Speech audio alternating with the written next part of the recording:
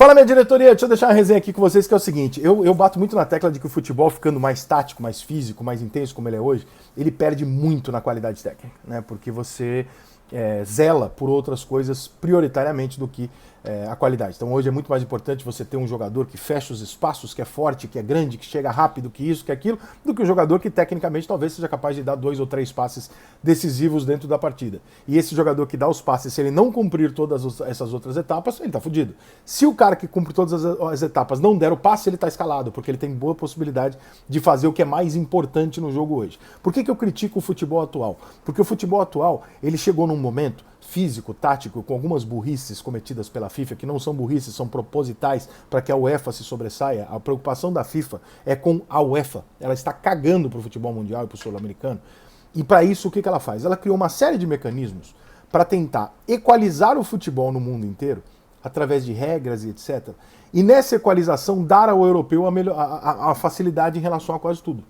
Então, são uma série de mudanças desde 1990 para que isso aconteça e que para que os países pobres, como sempre foi, parem de bater nos grandes europeus e os ricos, porque isso, afinal de contas, é um negócio que dá dinheiro. Então, como um negócio, foi sempre gerenciado nessa direção. Hoje nós cometemos alguns erros brutais aqui no Brasil de viralatismo, como, por exemplo, a redução dos campos. Isso é uma burrice que não tem tamanho, e você não tem mais as características do futebol. Então, todo mundo tenta jogar o mesmo futebol.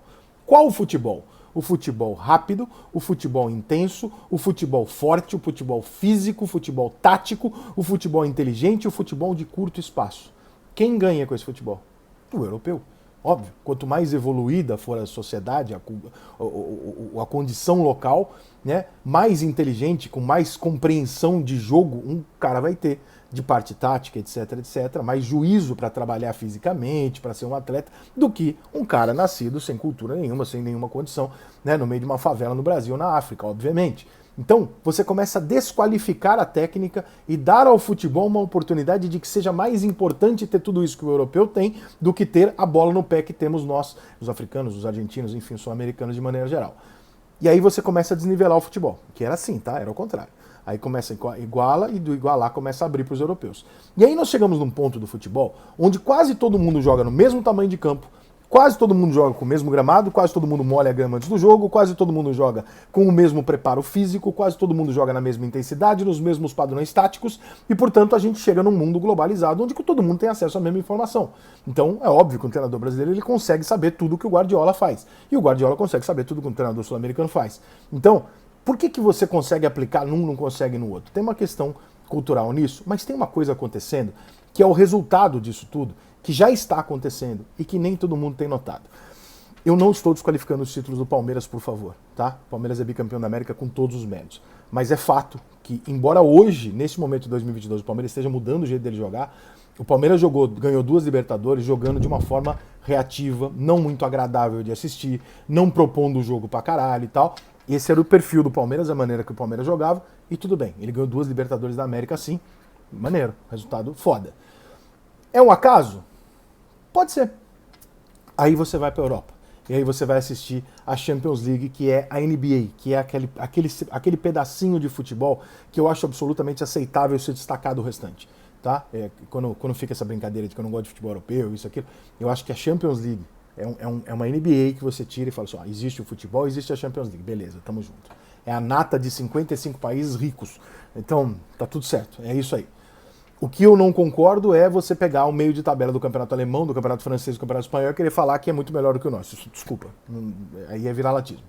Então as ligas não são fortes. A inglesa é. A Champions League é foda. Então eu peguei o mata-mata da Champions League e comecei a observar algumas coisas muito curiosas. Olha como isso virou um padrão e como esse padrão está começando a ser complicado. Real Madrid e Manchester City. Menos posse de bola, menos chutes a gol, menos tentativas. Ganhou o Real Madrid. Liverpool e Villarreal. Esse jogo não existe. Né? Não dá para botar esse jogo na mesma padrão do Real Madrid. Por quê? Porque o Liverpool é muito melhor do que o Villarreal. Então, quando o Liverpool quis jogar, ele resolveu o jogo porque ele é muito melhor. Aí não tem a mesma comparação técnica de Real Madrid para que se escolha modos de jogar. O Villarreal não tem outra forma de jogar, ele só tem aquela. City e Atlético. O Manchester City sofreu 0 chutes a gol no primeiro jogo. E ele perdeu o jogo por 1-0. Desculpa, o City ganhou o jogo por 1-0. O Atlético de Madrid não deu nenhum chute a gol e saiu de lá com 1-0, voltou, fez um 0-0 em casa, podendo, em vários momentos, ter vencido o jogo do Manchester City. Pô, Rica, tudo bem, são dois acasos, são duas situações, né, que podem acontecer. Mas aí, nós vamos pro Bayern e Villarreal. 23 chutes a gol pro Bayern, um massacre de posse de bola, contra 3 chutes do Villarreal. E o Villarreal ganhou.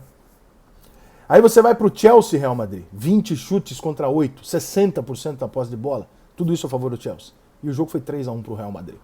Aí você vai para Juventus e Villarreal. O Juventus deu 15 chutes, o Villarreal deu 5, 6. 60% de posse de bola. O jogo foi 3-0 pro Villarreal. Aí você vai para Ajax e Benfica.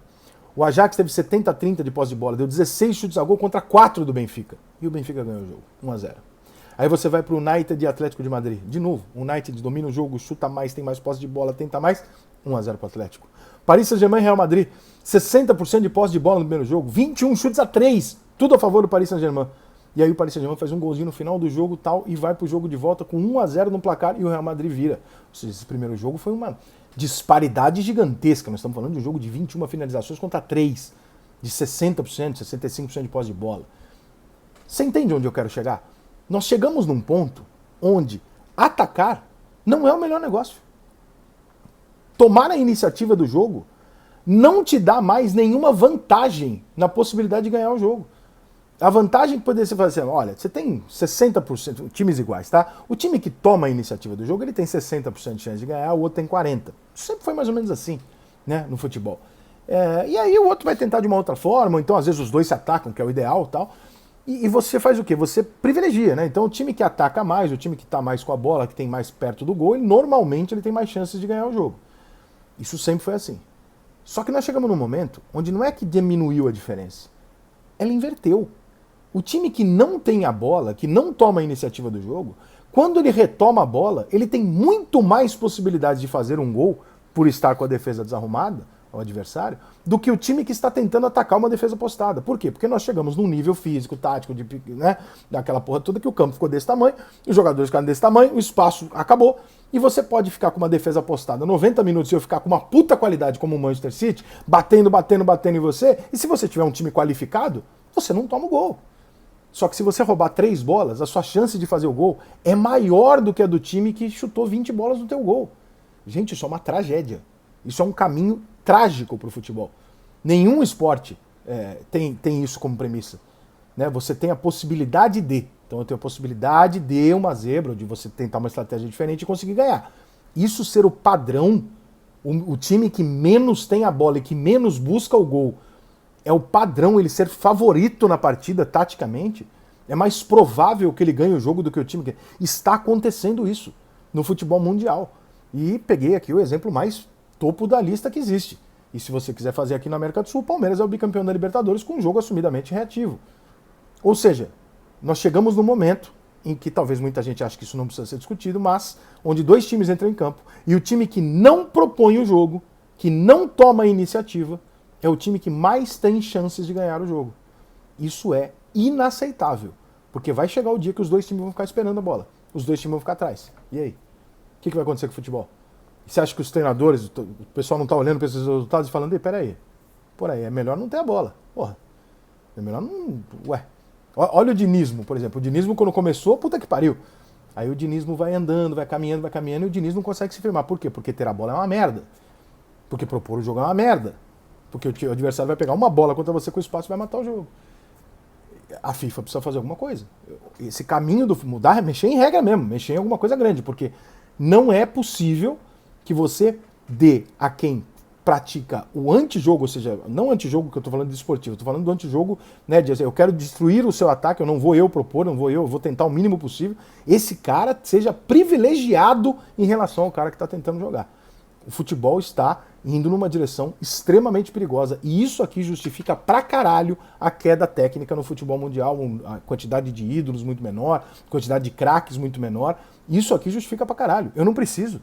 Eu preciso de um jogador veloz. Eu preciso de jogadores que ocupem espaço. E o cara que vai fazer aquela jogada, ele não vai mais fazer, irmão. Ele tá no meio de 5 caras ali, não vai fazer mais.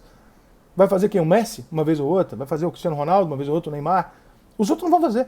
Então, porra, né? Vamos combinar que E esses dados aqui, eles são preocupantes. Eu estou dizendo para vocês, com números, que a Champions League, na sua fase de mata-mata, teve a maior parte dos seus confrontos decididos a favor do time que jogou menos.